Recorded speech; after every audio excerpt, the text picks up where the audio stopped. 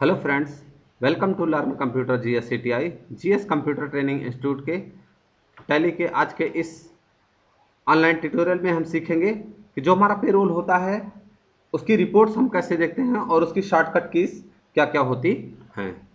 तो हम बगैर टाइम को वेस्ट किए हुए अपने चैप्टर को स्टार्ट करते हैं। अगर मुझे सैलरी देखना है अगर मुझे सैलरी देखना है तो मैं DPPP और S का यूज़ करूँगा। मुझे अभयराज की सैलरी देखनी है, अल्ट F2 करूँगा। 1/4 से लेकर सॉरी यहाँ से जिस भी डिपार्टमेंट की या जिस भी एम्प्लॉय की सैलरी मुझे सैलरी स्लिप देखनी है मैं DPPS की का यूज़ करूँगा। उसके बाद है, अगर मुझे मल्टी शीट देखनी है तो DPP और M प्रेस करूँगा तो मैं ऑल आइटम्स के यहाँ पर अल्ट F2 कर दूंगा और A फॉर अप्रैल और M फॉर मार्च। यहाँ पर सबकी सैलरी यहाँ पे हमें दिख जाएगी कि इस कंपनी में कितने एम्प्लॉय हैं, उनकी सैलरी क्या क्या है। फिर उसके बाद अगर मुझे पेमेंट शीट देखना है तो मैं DPPS DPPS DPPS से पेमेंट शीट, और यहाँ से जैसा मैं अभी आपको बता चुका कि पेमेंट शीट कैसे देखी जाती है। A for April, M for March.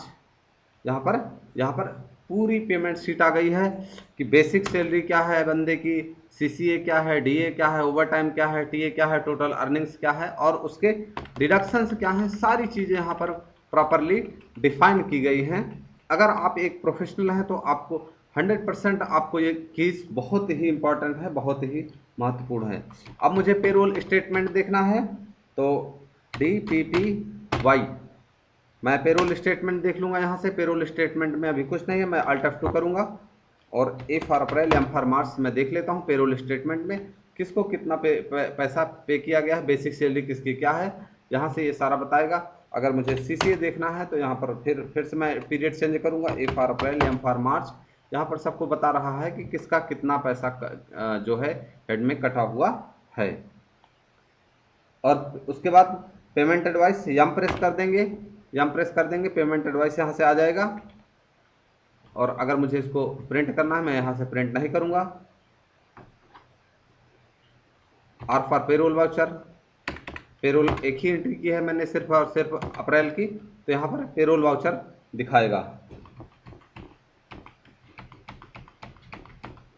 और फिर उसके बाद DPPF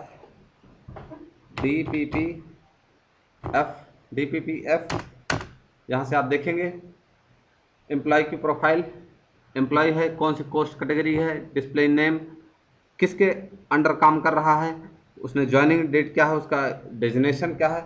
यहाँ पर सारी चीज़ें यहाँ पर है। यहाँ पर अभी कोई चीज़ जब एम्प्लॉय क्रिएट किया गया था तो कुछ डिफाइन नहीं किया गया।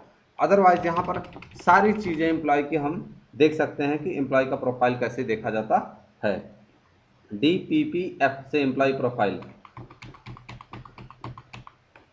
DPPH से एम्प्लॉय हेड काउंट कि जो हमारे एम्प्लॉयज़ हैं उनके काउंट्स, उनके हेड जो हैं उनके बेसिक हेड्स, पे हेड्स कितने बने हुए हैं और यहाँ पर उनको काउंट किया गया है, उनकी टोटल अर्निंग क्या है, डिडक्शन क्या है और उनकी टोटल नेट सैलरी क्या है। उसके बाद हम DPPE यहाँ से पे हेड चेक करेंगे कि किसकी कितनी सैलरी है, बेसिक पे हेड। और फिर उसके बाद DPPL कौन सा एम्प्लॉय है और कौन सा एम्प्लॉय है उसका सैलरी कितना है, ESI कितना है,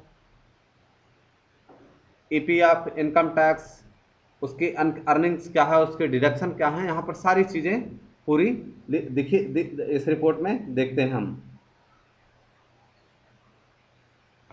अगर मुझे अटेंडेंस देखना है तो DPA फॉर अटेंडेंस और अल्ट F2 कर दिया मैंने, A और M।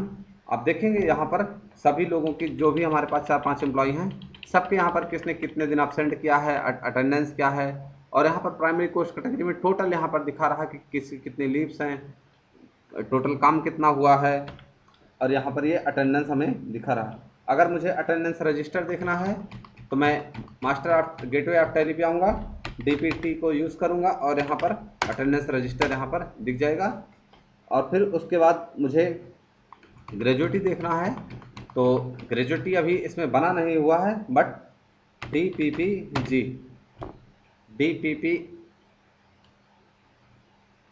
प्रेस करेंगे, DPPG ग्रेजुएटी अभी इसमें बना नहीं है, क्योंकि उसके लिए हमें अपने एम्प्लॉय को कम से कम, जो एम्प्लॉय होता कम से कम उसको 5 साल एक कंपनी में कंटिन्यू काम करना है, जब भी उसकी ग्रेजुएटी वो होती है, अप्लीकेबल होती है।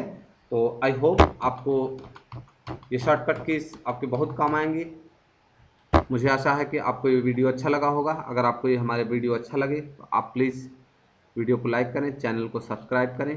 पढ़ें और पढ़ाएं, जीवन में खुशियां फैलाएं। जय हिंद।